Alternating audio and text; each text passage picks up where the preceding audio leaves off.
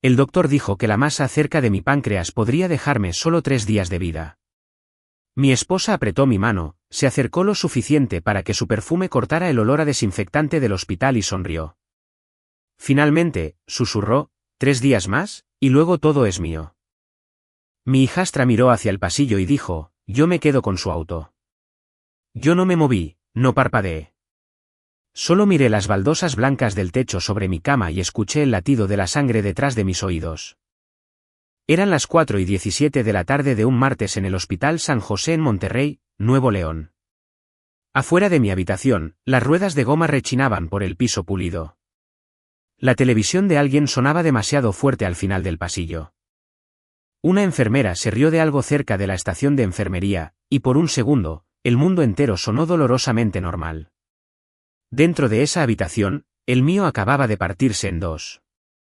Unos minutos antes, el doctor Daniel Pérez se había parado a los pies de mi cama con una tableta apoyada contra su pecho.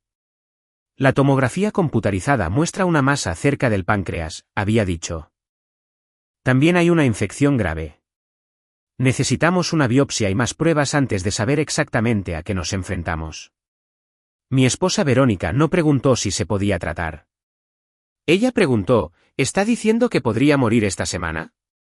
El doctor Pérez hizo una pausa. Los doctores hacen una pausa cuando están eligiendo qué verdad puedes soportar. Si la masa es lo que nos tememos que puede ser, y si la infección continúa propagándose, su condición podría declinar muy rápidamente. Posiblemente en días, 3 días, preguntó Verónica. No puedo darle un número exacto, pero 3 días fue lo que ella escuchó. 3 días fue lo que ella quería. Después de que el doctor Pérez se fue, ella se sentó a mi lado y actuó preocupación por unos 30 segundos. Alisó la manta sobre mi estómago. Tocó mi frente. Luego miró mis ojos cerrados y decidió que los medicamentos para el dolor me habían llevado a un lugar lejano. Fue entonces cuando lo susurró. El comentario de Camila sobre mi auto vino justo después. Tampoco era cualquier auto. Un Corvette Stingray de 1972, de color azul oscuro con un motor de bloque pequeño reconstruido y asientos color crema. Margarita y yo lo habíamos comprado en malas condiciones en 2006. Pasábamos los fines de semana restaurándolo en el garaje, discutiendo sobre muestras de pintura y comiendo comida para llevar sobre cubetas volteadas. Margarita fue mi primera esposa, mi verdadera compañera. Ella murió 11 años antes de esa habitación de hospital, después de 37 años de matrimonio. Todavía tenía una fotografía de ella sentada al volante de ese Corvette, sonriendo como una adolescente con grasa en una mejilla. Camila sabía lo que ese auto significaba para mí. Aparentemente eso no hizo ninguna diferencia. Verónica se levantó de su silla. Deberíamos dejarlo descansar, dijo. Las dos salieron al pasillo, pero la puerta no se cerró del todo. Hablo en serio sobre el Corvette, dijo Camila. Tú te puedes quedar con la casa. La casa no es tuya para regalarla. Lo será pronto. Verónica bajó la voz, aunque no lo suficiente. Tendremos que hablar con un agente de bienes raíces. No de inmediato. Eso se vería mal. ¿Qué pasa con los muebles? La mayor parte se va, especialmente ese horrible sofá de cuero. Camila se rió. Y el funeral que sea pequeño. No hay razón para gastar una fortuna. Sus pasos se desvanecieron. Miré hacia mi mano derecha. Verónica la había estado sosteniendo menos de un minuto antes. La piel ahí todavía se sentía caliente. Esa era la parte que no podía entender. ¿Cómo podía una mano sentirse caliente cuando la persona a la que estaba unida era tan fría? Yo tenía 68 años. Había construido la empresa Mantenimiento de Áreas Verdes y Propiedades de Guillermo desde una camioneta Ford usada, una podadora prestada y 105.000 pesos que a duras penas podía pagar. Para cuando me retiré de las operaciones diarias, dábamos mantenimiento a parques de oficinas, complejos de apartamentos, edificios médicos y propiedades escolares en todo Nuevo León. No era fabulosamente rico, pero me había ido bien. Era dueño de mi casa en San Pedro Garza García, tenía inversiones y aún controlaba la mayor parte de la empresa. Verónica lo sabía antes de casarse conmigo. Nos conocimos en una recaudación de fondos para una biblioteca 4 años después de que Margarita muriera. Verónica era encantadora sin parecer intentarlo. Recordaba los nombres de las personas. Se reía de mis viejas historias. Me dijo que admiraba a los hombres que construían algo con sus propias manos. Lo que no admití en ese entonces era lo solitario que me había vuelto. Solía sentarme en mi camioneta al final de la entrada de la casa porque no quería entrar a una casa silenciosa. Dejaba la televisión encendida durante la cena solo para escuchar otra voz humana. Algunas noches conducía por el vecindario 2 veces antes de ir a casa. Verónica no solo ofrecía compañía.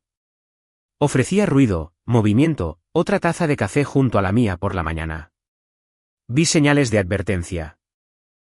Por supuesto, la mayoría de la gente las ve. Solo les cambiamos el nombre porque la verdad es inconveniente. Ella preguntó si yo había actualizado mis beneficiarios. Sugirió vender 2 propiedades de alquiler para que pudiéramos disfrutar de lo que habíamos ganado, aunque ella no las había ganado. Le desagradaban los bonos de Navidad que yo les daba a los empleados de muchos años. Camila me llamaba papá siempre que necesitaba ayuda con la renta o la deuda de la tarjeta de crédito, y luego desaparecía por semanas. Verónica a menudo preguntaba en cuánto se podría vender la empresa después de que yo me fuera. Cuando yo me veía incómodo, ella tocaba mi brazo. Solo estoy pensando en nuestro futuro. Acostado en esa cama de hospital, finalmente entendí a qué futuro se refería. Alrededor de las 7 de esa noche, una figura familiar apareció en la puerta. Miguel Álvarez llevaba una vieja chaqueta de trabajo marrón y botas enlodadas. Llevaba un vaso de papel de una cafetería local en una mano y su gorra descolorida de los Sultanes de Monterrey en la otra. «Te ves terrible», dijo. Casi me río. Siempre sabes qué decir. Por eso te mantengo cerca. Miguel había trabajado a mi lado durante casi 30 años. Llamarlo mi jardinero nunca se sintió del todo correcto. Aunque técnicamente todavía mantenía mi propiedad, había supervisado cuadrillas, entrenado a trabajadores jóvenes, reparado equipos y una vez durmió en una silla afuera de la habitación de hospital de Margarita porque no creía que yo debiera estar solo. El verano después de que ella muriera, cortó mi pasto todos los jueves y nunca me envió una factura. Miró mi rostro y dejó el café. ¿Qué pasó? Cierra la puerta. ¿Lo hizo? Le conté lo que el doctor había dicho. Luego le conté lo que Verónica y Camila habían dicho. Miguel se sentó en la silla junto a mi cama, girando su gorra lentamente en sus manos. Cuando terminé, se quedó callado por mucho tiempo. Finalmente, dijo, ella cree que ya te fuiste. Tal vez me fui por un tiempo y no lo sabía. Miró hacia el pasillo. ¿Qué dijo exactamente el doctor? No lo que ella escuchó. ¿Qué dijo él? Repetí las palabras tan cuidadosamente como pude. Una masa sospechosa. Una infección grave. Aún se necesita una biopsia.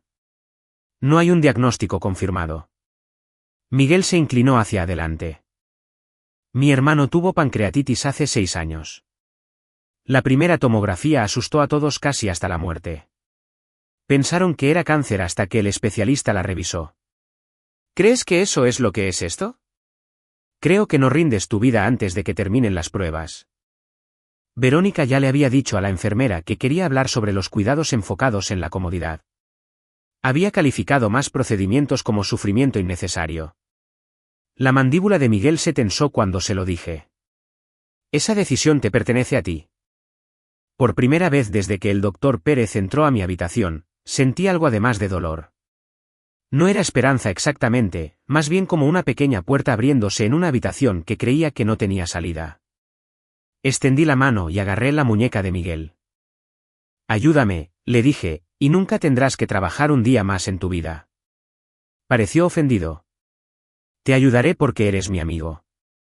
Podemos discutir sobre dinero cuando estés vivo. Luego sacó su teléfono. Conozco a la especialista que trató a mi hermano. Ella está en el Centro Médico de Especialidades en Saltillo ahora. Se levantó y caminó hacia la ventana para tener mejor recepción. Mientras hacía la llamada, miré el reloj. 3 días. Unas horas antes, había creído que era todo el tiempo que me quedaba. Ahora era el tiempo que tenía para averiguar si mi esposa se estaba preparando para enterrarme o si simplemente se había expuesto demasiado pronto. Miguel hizo la primera llamada desde la esquina de mi habitación de hospital, hablando en voz baja mientras yo observaba el pasillo. Verónica podía volver en cualquier momento. Esa era la parte extraña. Ya no le tenía miedo a la masa. Tenía miedo de que mi esposa entrara y se diera cuenta de que yo había dejado de comportarme como un hombre moribundo. Miguel terminó la llamada y volvió a la cama. La doctora Soto puede revisar las tomografías esta noche, dijo, pero necesitará el archivo completo de imágenes, los análisis de sangre y las notas del doctor. ¿Cómo conseguimos eso sin que Verónica lo sepa? Me dio una mirada. Tú sigues siendo el paciente, Guillermo. Era una respuesta tan simple que casi me sentí avergonzado. Durante 4 años, Verónica me había entrenado lentamente para actuar como si cada decisión necesitara pasar primero por ella. Lo que comíamos, a dónde viajábamos, qué cheques firmaba, qué amigos eran demasiado agotadores. En algún momento del camino, había confundido evitar discusiones con mantener la paz. Presioné el botón de llamada. Una enfermera llamada Carmen entró un minuto después. Tenía unos 40 años, usaba anteojos de armazón rojo y un gafete con forma de girasol. Necesito copias de mi expediente enviadas a una especialista, le dije. Por supuesto. Necesitaremos que firme una autorización. ¿Solo yo? Ella miró a Miguel y luego a mí. Usted es el paciente. Siempre que sea capaz de tomar sus propias decisiones, es su autorización. Sentí que algo se acomodaba en mi pecho. Entonces tráigame el formulario. Carmen se fue y Miguel sonrió levemente. Un paso muy pequeño. Los pasos pequeños aún te sacan por la puerta. La puerta se abrió antes de que pudiera responder. Verónica entró llevando una bolsa de lona y una mirada de preocupación controlada. Camila iba detrás de ella, mirando su teléfono. ¿Qué puerta?, preguntó Verónica. Miguel no perdió el ritmo. La puerta principal de su casa. La bisagra se ha estado atascando. Verónica lo miró por medio segundo de más. No me di cuenta de que Guillermo estaba discutiendo reparaciones de la casa esta noche. No me di cuenta de que estar muriendo cancelaba el mantenimiento, dijo Miguel. Tuve que voltear la cabeza para que ella no me viera sonreír. Verónica puso la bolsa en la silla de visitas. Bueno, Miguel, gracias por pasar a saludar. Él necesita descansar ahora. Yo decidiré cuándo necesito descansar, dije. Ella me miró. No era enojo exactamente, más bien como sorpresa de que una lámpara hubiera hablado. Luego su expresión se suavizó. Por supuesto, cariño. Solo estoy tratando de protegerte. Camila finalmente levantó la vista de su teléfono. Mamá habló con alguien sobre llevarte a casa. ¿Un coordinador de cuidados paliativos?, pregunté. Verónica se acercó a la cama. Solo alguien que puede explicar las opciones. ¿Escuchaste al doctor? No queremos que tus últimos días estén llenos de agujas y procedimientos. Mis últimos días, lo dijo con suavidad, como si envolver las palabras en algodón las hiciera más amables. Aún no me han hecho la biopsia. Su boca se tensó. El doctor pareció muy claro. No, pareció preocupado. Eso es diferente. Por un momento, ninguno de los tres habló. Luego Verónica tocó mi hombro. ¿Estás asustado? Lo entiendo. Miré su mano. No, no creo que lo entiendas. Carmen regresó llevando una tabla con sujetapapeles. Verónica inmediatamente se volvió hacia ella. ¿Qué es eso? Una autorización para la liberación de expedientes médicos. ¿Oh, para qué? Yo respondí antes de que la enfermera pudiera hacerlo. Una segunda opinión. El rostro de Verónica cambió tan rápido que podría habérmelo perdido si no hubiera estado observándolo. La preocupación desapareció. Algo más duro se asomó por debajo. Luego la máscara volvió. Guillermo, ¿de verdad quieres hacerte pasar por todo eso? Quiero que otro doctor revise las tomografías. Pero Saltillo está a 2 horas de distancia. Ellos pueden revisarlas de forma electrónica. Camila bajó su teléfono. ¿Por qué, si ya saben qué es? Miguel se puso de pie. No lo saben. Verónica se giró bruscamente. Este es un asunto familiar. Miguel se puso su gorra. Él es mi familia. Eso silenció la habitación. Las mejillas de Verónica se sonrojaron. Camila puso los ojos en blanco. Carmen miró al piso, fingiendo examinar el papeleo. Firmé la autorización. Mi mano temblaba, en parte por la debilidad y en parte por el conocimiento de que la primera elección real que había hecho en meses había sido hecha en contra de mi esposa. Miguel se fue poco después, pero no sin antes poner su mano brevemente sobre mi hombro. Llamaré cuando escuche algo. Verónica lo vio irse. Luego acercó la silla de visitas a mi cama y bajó la voz. Tienes que tener cuidado con en quién confías en este momento. Casi me río del descaro. ¿Por qué? Las personas se comportan de manera diferente cuando creen que hay dinero de por medio. Sí, lo he notado. Sus ojos se entrecerraron. ¿Qué se supone que significa eso? Nada. Estoy cansado. Cerré los ojos. Ella se sentó ahí otros 10 minutos. Podía sentirla mirándome, esperando a ver si yo me explicaba. No lo hice. A la mañana siguiente, llegó temprano con café, una computadora portátil y una carpeta de documentos. Para cualquiera que pasara, parecía devota. Arregló mi bandeja de desayuno. Habló dulcemente con las enfermeras. Publicó una fotografía de nuestras manos juntas en Facebook con una petición de oraciones. Luego abrió la carpeta. Estos son solo formularios de rutina, dijo. Para que pueda encargarme de las facturas si te vuelves demasiado débil. Miré la primera página, un poder notarial duradero. La segunda le daba un acceso más amplio a las cuentas financieras. La tercera le permitía hablar con representantes comerciales en mi nombre. Formularios de rutina.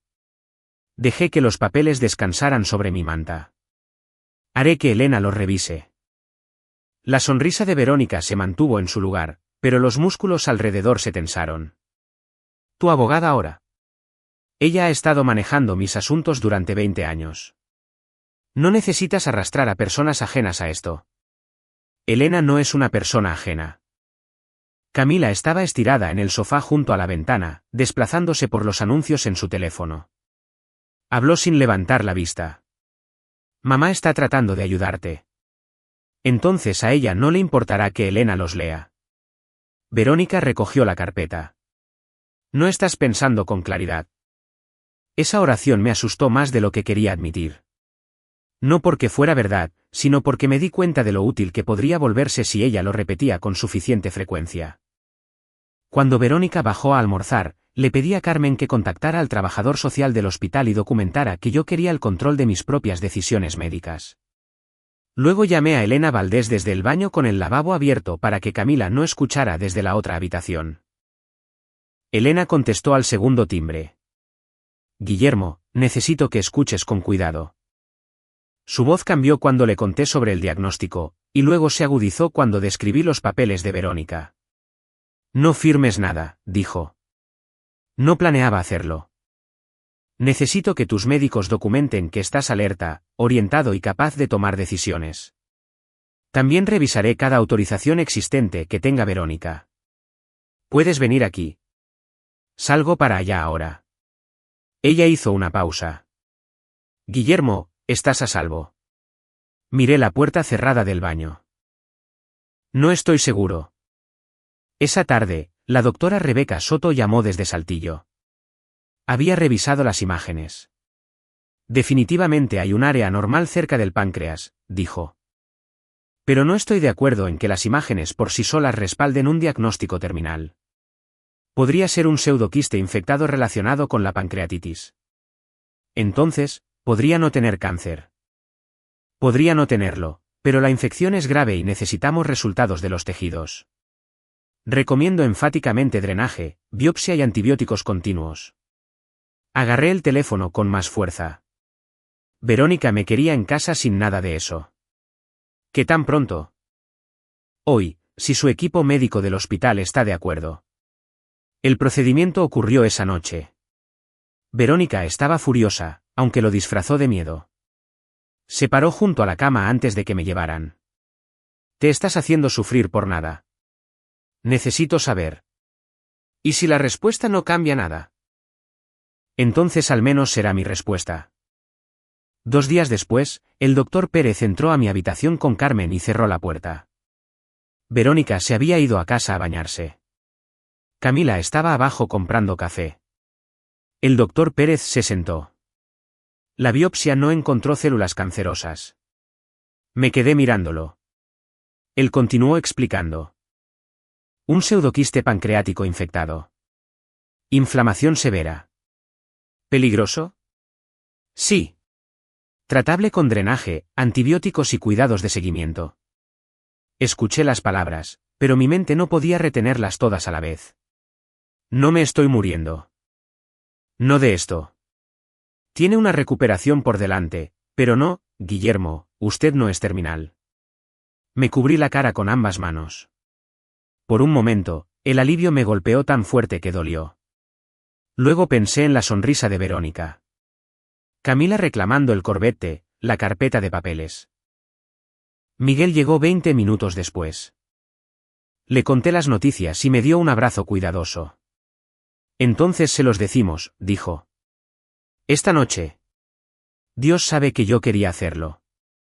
Quería ver el rostro de Verónica cuando lo escuchara. Pero Elena, parada cerca de la ventana con su maletín, negó con la cabeza. Si la confrontas ahora, dirá que estaba en duelo.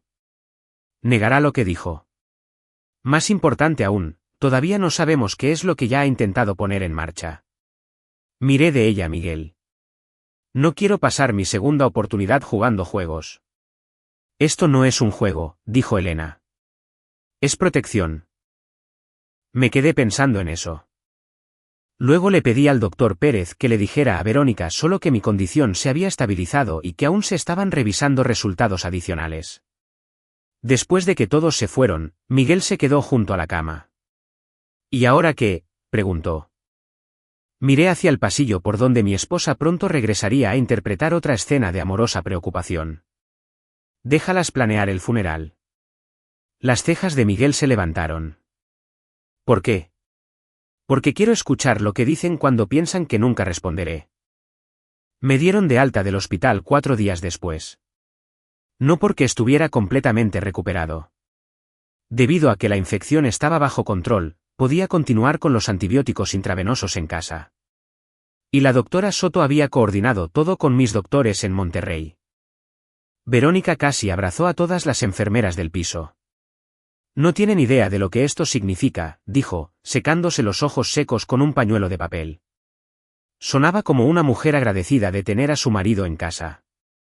Yo sabía la verdad. Ella estaba agradecida porque creía que podía controlar el resto de la historia. Oye, jefe. El aire de noviembre se sentía afilado contra mi rostro mientras Miguel me ayudaba a subir a mi camioneta Ford Explorer plateada. ¿Estás seguro de que estás bien?, preguntó en voz baja. ¿No? ¿Físicamente bien? Llegaré a estarlo. Él asintió. ¿Y el resto? Miré hacia la camioneta de Verónica, donde Camila ya se estaba quejando de que el viaje a casa la haría llegar tarde a cenar con sus amigos. No sé si alguna vez llegaré a estarlo. Mi casa ya no se sentía como un hogar. El árbol de arce que Margarita y yo habíamos plantado 25 años antes todavía estaba junto a la entrada, con sus últimas hojas rojas esparcidas por el césped. El columpio del porche que a ella le encantaba todavía crujía con el viento. Todo se veía exactamente igual. Solo yo había cambiado. O tal vez finalmente había empezado a ver cosas que habían estado ahí todo el tiempo. Verónica se apresuró a entrar primero. Prepararé la habitación de invitados. Fruncí el ceño. ¿La habitación de invitados? Estarás más cómodo abajo mientras te recuperas. La habitación principal estaba arriba. Entonces, tú estarás durmiendo arriba.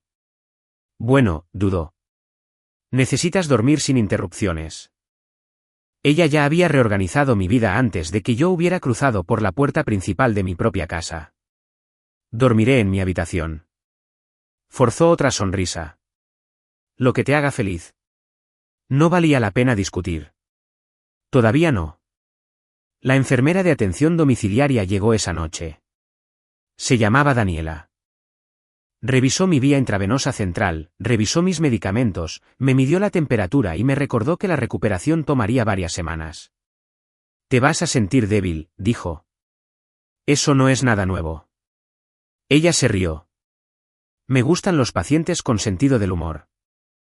Después de que Daniela se fue, Verónica me vio tragar mis pastillas de la noche. Probablemente deberías descansar. He estado descansando por 4 días. Necesitas ahorrar tus fuerzas.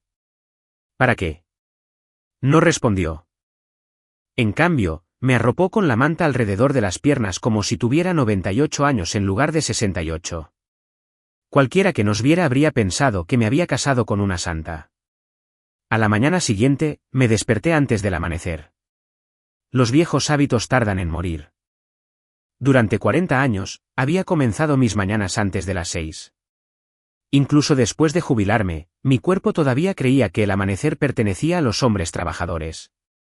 La casa estaba silenciosa, demasiado silenciosa. Bajé las escaleras con mi bastón, moviéndome lo suficientemente lento para que las tablas del suelo no se quejaran. Al llegar a la cocina, escuché voces que venían del comedor. Verónica y Camila. Ninguna sabía que yo estaba despierto. El agente de bienes raíces puede venir el próximo jueves, dijo Camila. Verónica bajó la voz. Todavía no. ¿Por qué no? La gente hablará. Necesitamos que todos sientan lástima por nosotras primero. Me congelé. Verónica continuó, el mercado sigue siendo bueno. Repintamos la sala de estar, reemplazamos los muebles viejos de Guillermo, montamos el lugar adecuadamente. Obtendremos mucho más. Y el Corvette, véndelo. Ya tengo a alguien interesado. Cerré los ojos. Margarita me había ayudado a reconstruir ese Corvette un tornillo a la vez. Ella había insistido en los asientos color crema porque decía que se veían más felices. Después de que murió, ni siquiera pude encender el motor durante casi 2 años. Ahora Camila estaba negociando una venta antes de que yo supuestamente me fuera. En silencio regresé arriba antes de que me vieran. Por primera vez en mi vida, mi propia escalera se sentía como territorio enemigo. Esa tarde, Miguel llegó cargando un rastrillo sobre un hombro. Oficialmente, estaba ahí para limpiar las hojas. Extraoficialmente, me estaba revisando. Verónica lo saludó con una sonrisa demasiado dulce. Oh, Miguel, realmente no necesitamos trabajo de jardinería en este momento. Él miró a su alrededor. Las hojas no suelen esperar a los funerales. Casi me río. Ella forzó otra sonrisa. Bueno, gracias. Miguel pasó 1 hora afuera. Luego llamó a la puerta de mi habitación. ¿Te importa si reviso el drenaje del patio trasero? Verónica respondió antes de que yo pudiera hacerlo. Adelante. No tenía idea de que habíamos usado esa excusa docenas de veces a lo largo de los años siempre que necesitábamos hablar en privado. 5 minutos después, salí lentamente a la terraza trasera. Miguel fingió examinar una tubería de drenaje. Sin mirar hacia arriba, dijo en voz baja, Elena ha estado ocupada. ¿Qué tan ocupada? Encontró 3 solicitudes que hizo Verónica. Apreté mi bastón. ¿Qué solicitudes? Llamó a tu banco preguntando sobre el acceso a la cuenta después de que un cónyuge muere. No me sorprendió. Se comunicó con la compañía de seguros de la empresa preguntando quién quedaría autorizado si algo te pasaba. Esa me dolió.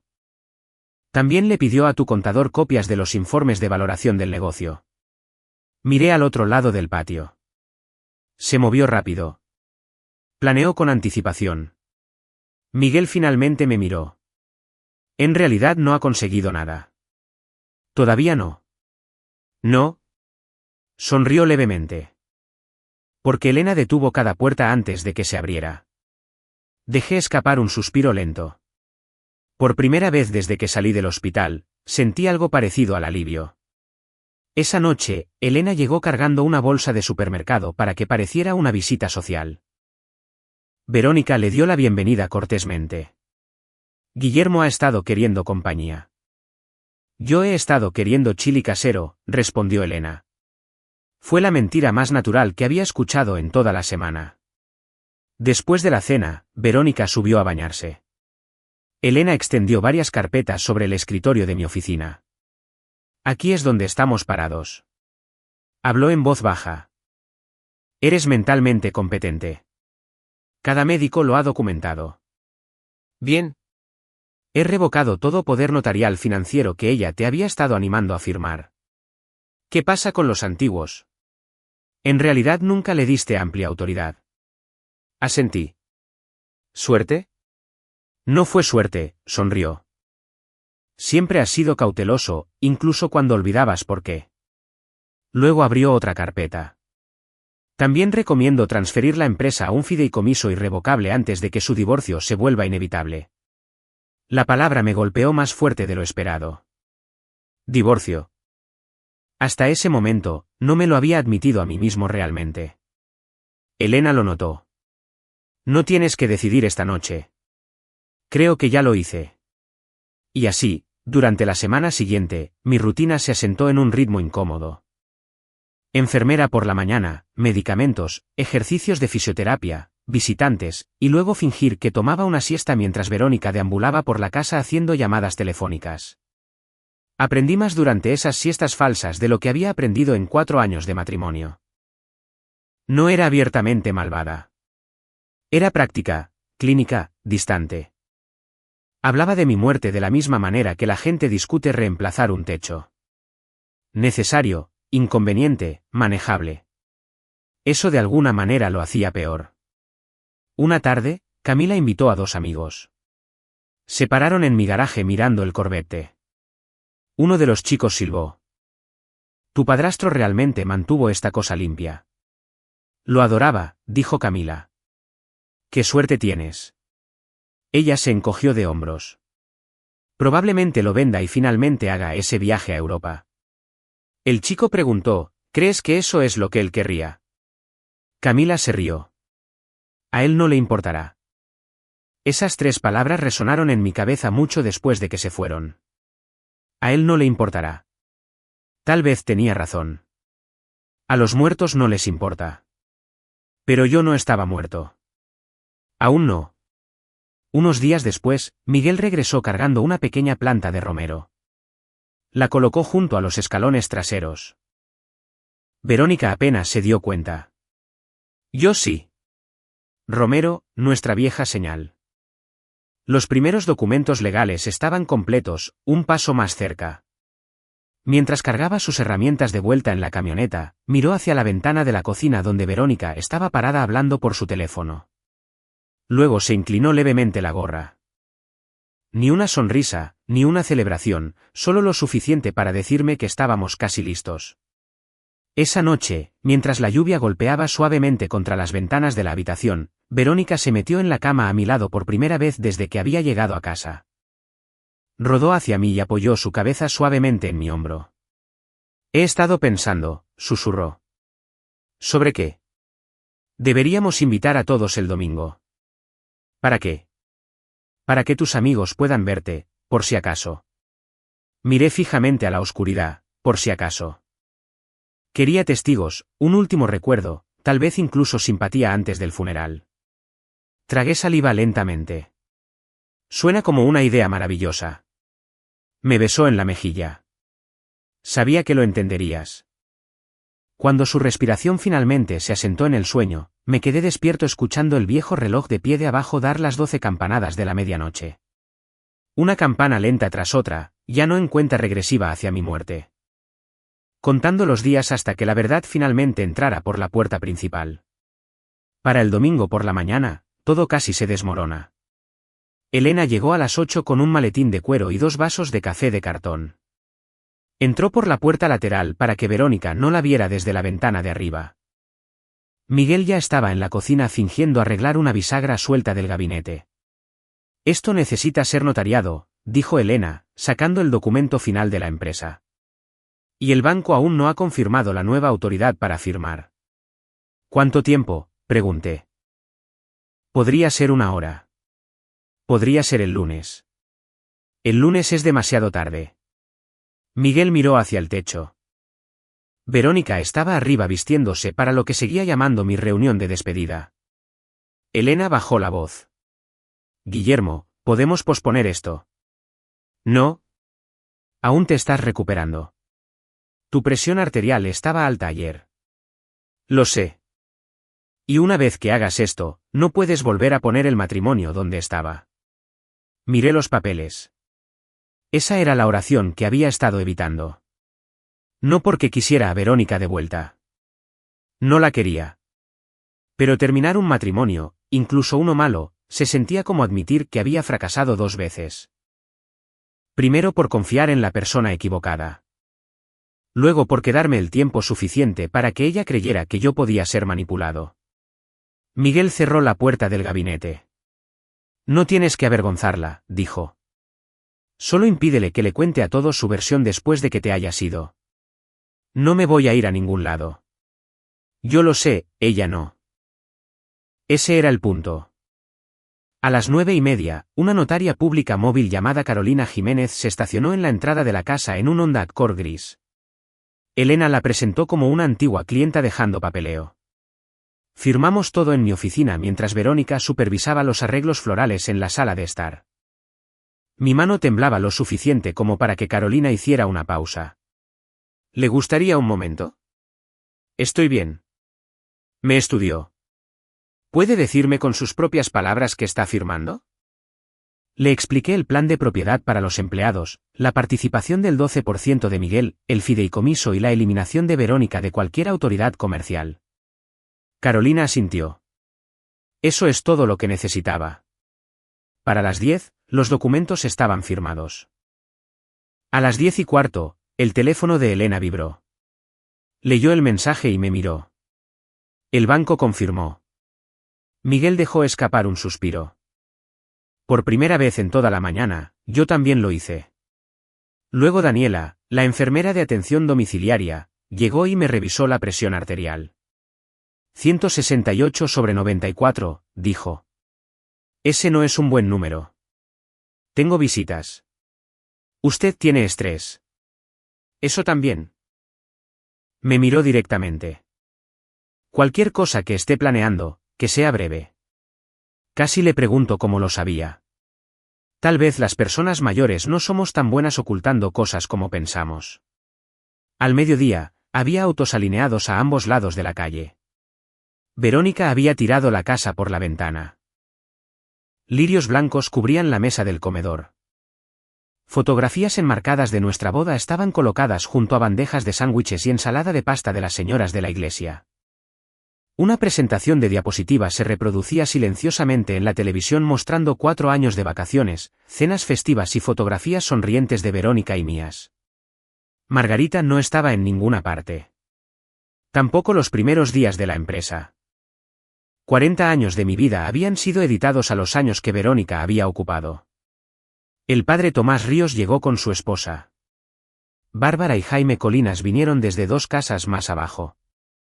Carlos trajo a 6 empleados de muchos años, incluyendo hombres que habían trabajado conmigo desde los años 90. Camila llegó tarde vestida de negro. Aunque yo todavía estaba vivo, su novio, Esteban, la siguió al garaje. La escuché susurrar, no toques nada. Ese auto es básicamente mío ahora. Carlos también lo escuchó. Me miró a mí, luego a ella, pero no dijo nada. Verónica se movió por la habitación, aceptando abrazos. Ella ha sido tan fuerte, me dijo Bárbara en voz baja. Miré al otro lado de la habitación a mi esposa. Sí, dije. Lo ha sido.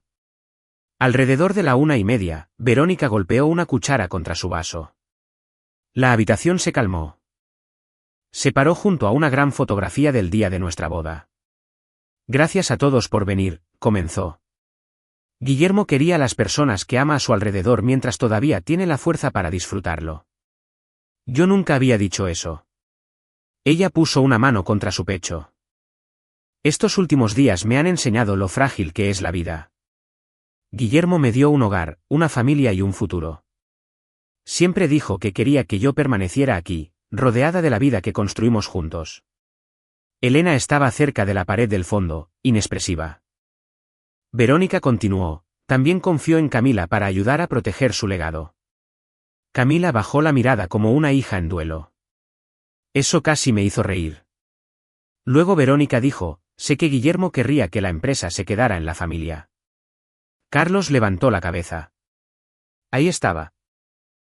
No era posicionamiento por el duelo. Ella estaba construyendo una historia frente a testigos. Me empujé fuera de la silla. Miguel se acercó a mí, pero negué con la cabeza. Quería ponerme de pie por mi cuenta. La habitación se quedó en silencio cuando di un paso adelante con mi bastón. Verónica sonrió. Oh, cariño, no tienes que hacerlo. Sí, dije. Lo tengo que hacer. Me enfrenté a la sala. Gracias por venir. Verónica les pidió a todos ustedes que vinieran aquí a despedirse. Varias personas miraron hacia abajo. Antes de que alguien haga eso, necesito que escuchen lo que yo escuché. La sonrisa de Verónica desapareció. Miguel levantó la pequeña bocina del librero y presionó el botón de reproducción. La voz de mi esposa llenó la habitación, finalmente, 3 días más, y luego todo es mío. Nadie se movió. Luego la voz de Camila, yo me quedo con su auto. Una tercera grabación siguió. Verónica y Camila discutiendo sobre la gente de bienes raíces, los muebles y lo poco que tenían la intención de gastar en mi funeral. El clip final fue Verónica diciendo, necesitamos que se firmen los papeles antes de que empiece a hacer preguntas. Miguel detuvo la grabación. El silencio presionó contra las paredes. Verónica se recuperó primero. Esto es asqueroso, dijo. Grabaste conversaciones privadas. Grabé conversaciones de las que yo era parte, dije. Y Miguel guardó cosas dichas frente a él. Estabas drogado. Estabas confundido. Elena dio un paso al frente. Guillermo fue examinado por 2 médicos. Ambos confirmaron que era plenamente competente. Verónica señaló a Miguel. Él te convenció de esto. Él quiere tu dinero. Carlos habló desde cerca de la chimenea. Entonces, ¿por qué me pidió a mí la valoración de la empresa el miércoles pasado?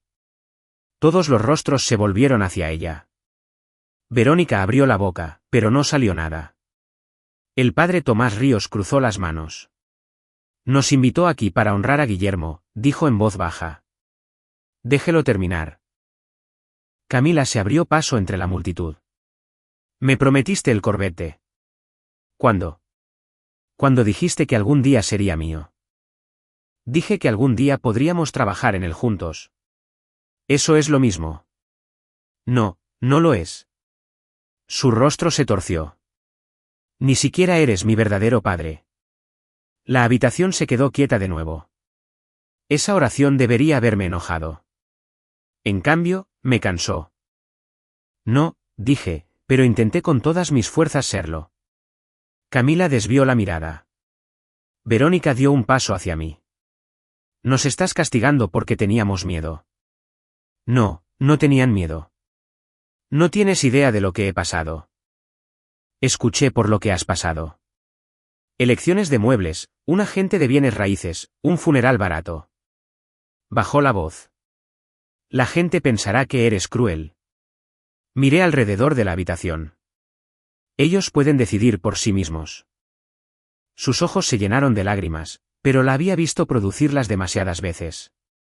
Toda esta actuación, dijo, mientras te estás muriendo. Apreté el bastón y me enderecé tanto como mi cuerpo me lo permitía. Tienes razón en una cosa. Ella esperó. No va a haber un funeral. Expliqué la biopsia, el pseudoquiste infectado, el tratamiento, el hecho de que estaba débil pero no terminal. El rostro de Verónica se quedó sin color. Camila se me quedó viendo. ¿No te estás muriendo? No, no fue alivio lo que cruzó por su rostro. Fue pánico. Verónica miró hacia Elena, luego de vuelta a mí. ¿Qué hiciste con todo? Mantuve su mirada. Nada que no me hayas dado una razón para hacer. Verónica no me respondió de inmediato. Se quedó en medio de la sala de estar con todos mirando, una mano presionada contra el respaldo de una silla del comedor como si el suelo se hubiera movido debajo de ella. Tal vez lo había hecho. Por primera vez desde que la había conocido, no tenía una expresión preparada. Sin sonrisa suave, sin lágrimas cuidadosas, sin mano gentil en mi brazo, solo miedo. ¿Qué hiciste?, preguntó de nuevo. Miré hacia Elena. Ella asintió una vez, así que se los dije. No todos los detalles legales. Nadie había venido a mi casa un domingo por la tarde para escuchar un sermón sobre fideicomisos y acuerdos de propiedad. La empresa no pasará a Verónica, dije. La mayor parte se venderá a los gerentes y empleados que ayudaron a construirla. Miguel recibirá la parte de propiedad que se ganó hace años. Miguel miró al piso. Odiaba ser elogiado en público. El resto de mis intereses comerciales han sido colocados fuera del alcance de cualquiera, excepto las personas y programas para los que fueron creados para apoyar. Camila se cruzó de brazos. ¿Y el Corvette? Será subastado. Levantó la cabeza de golpe. No puedes hacer eso. Es mi auto. Sabías que yo lo quería. Sí, dije. Eso quedó muy claro. Algunas personas miraron hacia otro lado para ocultar sonrisas. Las ganancias financiarán la capacitación en oficios calificados para veteranos y trabajadores jóvenes que no pueden pagar la colegiatura. La boca de Camila se abrió, luego se cerró. Verónica se acercó más. ¿Qué pasa con la casa? Recibirás lo que la ley y nuestro acuerdo te otorgan, ni menos. Ella esperó. Y ni más, agregué. Ese fue el momento en que entendió. No la había dejado en la miseria. No había ocultado dinero ni cometido algún acto desesperado que un tribunal pudiera revertir fácilmente. Simplemente había dejado de recompensarla. Hay una diferencia. Verónica miró alrededor de la habitación, tal vez esperando que alguien la defendiera. Bárbara Colinas miraba fijamente la alfombra. El padre Tomás Ríos tenía los labios apretados en una línea fina. Carlos estaba de pie junto a dos capataces de mucho tiempo con los brazos cruzados. Nadie dio un paso adelante. Eso pareció lastimarla más que cualquier cosa que yo hubiera dicho. Recogió su bolso. Vámonos, Camila. Camila no se movió. ¿Qué hay de mis cosas? Nos vamos. ¿Para dónde? Verónica se volvió hacia ella. Dije que nos vamos. Salieron juntas. La puerta principal se cerró de golpe con la fuerza suficiente para hacer vibrar la fotografía de bodas en la mesa auxiliar. Miguel la miró. Bisagra suelta, dijo. Una risa de sorpresa se movió por la habitación. Fue el primer sonido honesto que alguien había hecho en toda la tarde. Las semanas posteriores a eso no fueron limpias ni satisfactorias. La vida real rara vez termina cuando el villano sale por la puerta. Verónica contrató a un abogado de divorcios en 48 horas. Afirmó que Miguel me había manipulado. Les dijo a amigos en común que me había vuelto paranoico después de mi estadía en el hospital. Exigió otra evaluación de capacidad mental y cuestionó si yo había entendido los documentos que firmé. Así que me senté en entrevistas. Respondí las mismas preguntas una y otra vez. ¿Qué día es hoy? ¿Quién es el presidente? ¿Puede explicar sus activos? ¿Entiende las consecuencias del divorcio? Yo quería decir, sí, mejor de lo que entiendo las consecuencias del matrimonio. Me lo guardé para mí. Mis doctores confirmaron que yo era competente. La notaria proporcionó sus notas. Elena había documentado cada decisión cuidadosamente. Las grabaciones siguieron siendo útiles, no porque probaran un delito, sino porque hacían difícil de creer la afirmación de Verónica de tener una devota preocupación. Aún así, el proceso me desgastó. Hubo noches en las que consideré pagarle lo que quisiera solo para que las llamadas se detuvieran. Una noche, me senté en la mesa de la cocina rodeado de sobres legales, mi bomba de antibióticos descansando al lado de mi silla.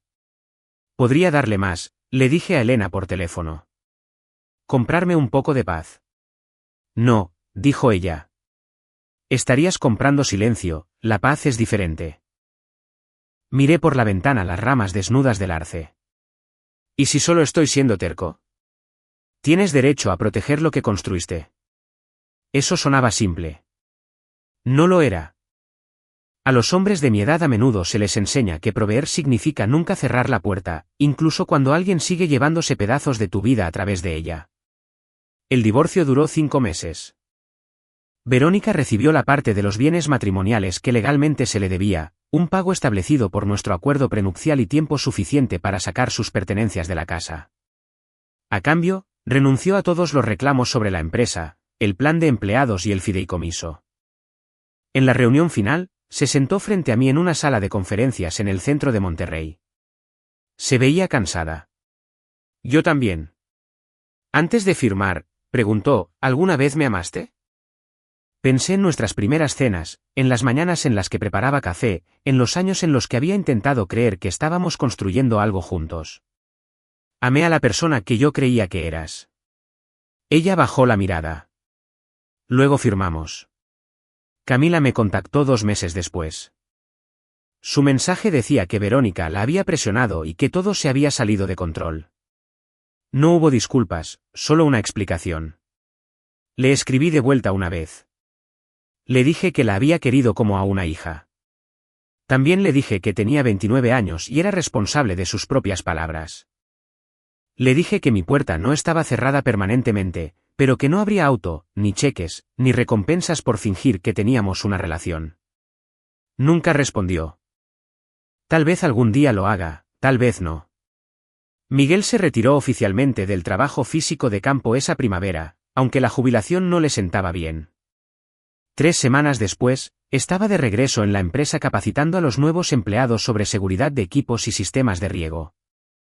En la primera reunión de empleados bajo el nuevo plan de propiedad, Carlos anunció el premio al servicio Miguel Álvarez. Miguel se inclinó hacia mí y susurró, «Esto es vergonzoso». Por eso lo aprobé. Eres un pésimo amigo.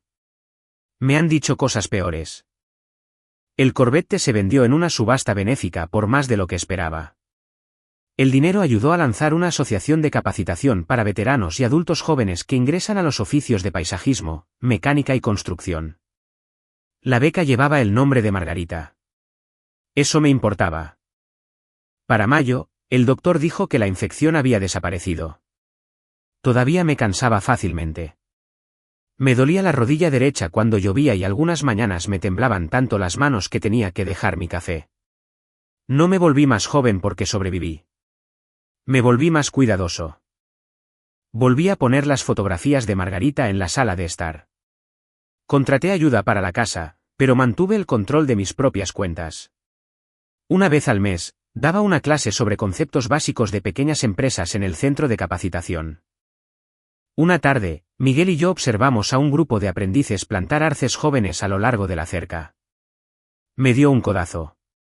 3 días se convirtieron en un año bastante ocupado. Miré a los árboles, delgados pero erguidos bajo el viento primaveral. ¿Así fue? Envejecer no significa aceptar la falta de respeto porque tienes miedo de estar solo. A veces, el límite más difícil de establecer es el que salva lo que queda de tu vida. Si alguna vez has tenido que proteger tu dignidad más tarde de lo que debiste, no estás solo. Comparte lo que la experiencia te enseñó. Y recuerda a las personas que se quedan cuando no hay nada que ganar.